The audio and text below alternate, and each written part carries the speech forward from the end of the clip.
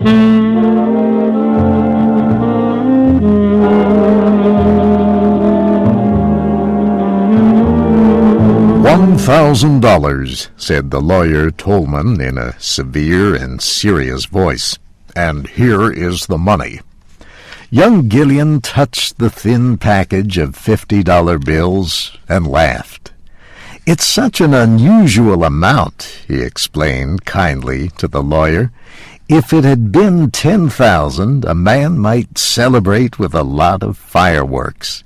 Even $50 would have been less trouble. You heard the reading of your uncle's will after he died, continued the lawyer Tungmen. I do not know if you paid much attention to its details. I must remind you of one. You are required to provide us with a report of how you use this $1,000 as soon as you have spent it. I trust that you will obey the wishes of your late uncle. You may depend on it, said the young man respectfully.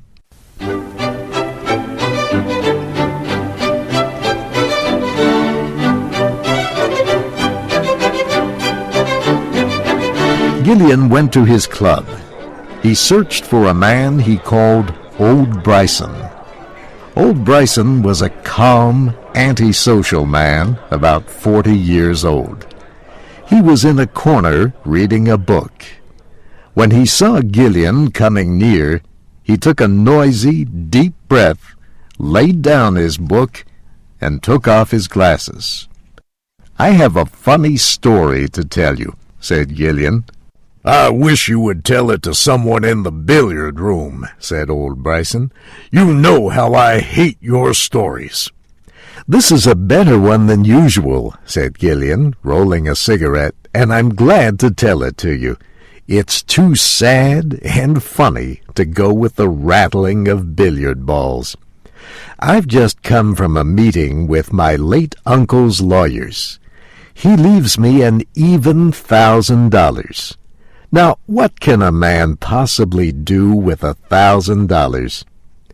Old Bryson showed very little interest.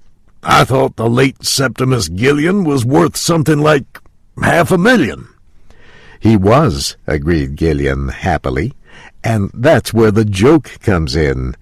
He has left a lot of his money to an organism.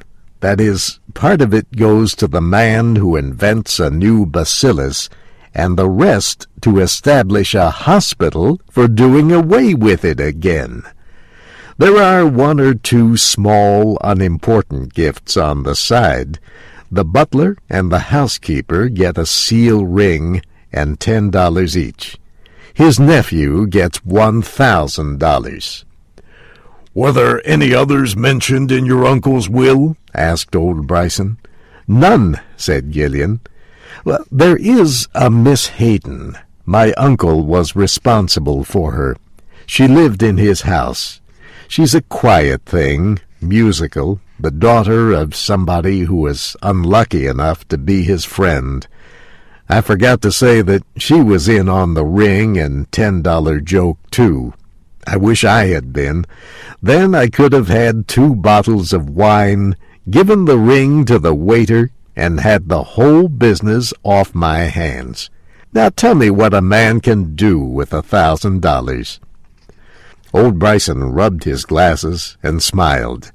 And when Old Bryson smiled, Gillian knew that he intended to be more offensive than ever.